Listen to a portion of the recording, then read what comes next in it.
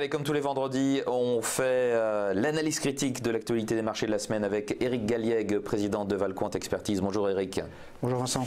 Alors on commence par un petit peu la tendance générale sur les marchés d'actions, côté CAC 40, côté Wall Street et sur l'euro. C'est un gain de à peu près 1% sur les indices européens, donc 1% pour le CAC 40 et l'Eurostoxx. Du côté américain, une baisse un peu moins marquée, 0,5% à peu près, et donc l'euro qui se stabilise donc autour de 1,18, 1,17,5, 1,18 contre dollar. Allez, les événements qui ont marqué la semaine et leur impact sur les marchés, à commencer par la crise politique en Allemagne. C'est une crise importante, effectivement. Historiquement, on a rarement vécu une telle mise en défaut du consensus allemand. Donc effectivement, Mme Merkel en grande difficulté avec, pourquoi pas, la possibilité d'une fin de carrière, qui n'est pas tout à fait impossible.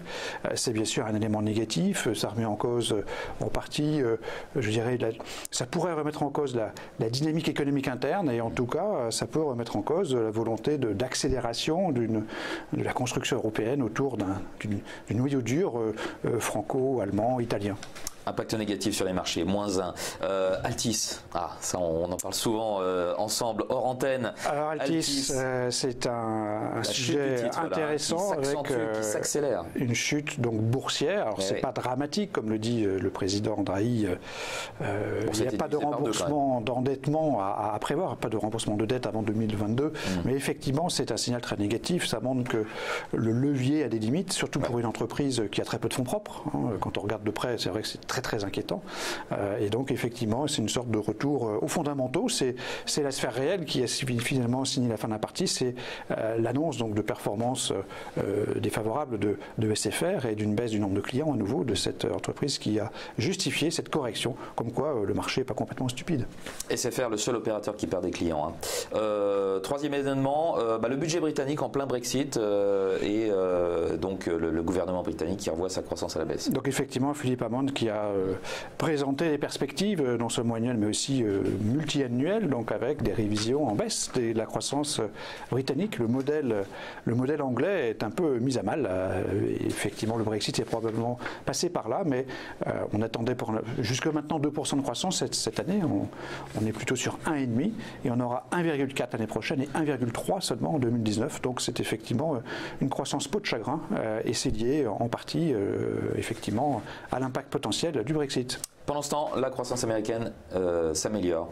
Alors, on a effectivement à nouveau des éléments plutôt favorables, des indicateurs avancés qui s'améliorent aux États-Unis et qui sembleraient nous montrer qu'effectivement l'économie américaine pourrait réaccélérer. C'est un peu le sentiment qu'on a avec des indicateurs avancés compilés par Conference Board qui ont progressé, avec des mises en chantier de nouveaux logements qui ont progressé au-delà de ce qui était anticipé par le consensus qui lui-même intégrait le contre-impact des ouragans. Et donc tout ceci nous amène à être relativement optimistes sur la conjoncture économique américaine pour les mois qui viennent. Impact favorable sur les marchés. Au final, quand on synthétise tout ça, l'impact global? Globalement, donc -2, donc une semaine légèrement, enfin une semaine négative. Effectivement, la crise politique en Allemagne associée à cette révision en baisse quand même drastique de la croissance britannique est un poids. On y rajoutera bien sûr la chute d'Altis qui est de mauvais augure ou qui rappelle des mauvais souvenirs, effectivement.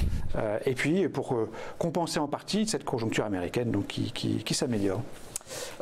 Du coup, alors votre recommandation d'investissement pour cette semaine, compte tenu de tout cela? Nous sommes investis normalement, entre guillemets, comme on dit, sur les actions. C'est-à-dire que nous proposons aux investisseurs d'avoir une pondération action en ligne avec, je dirais, la neutralité.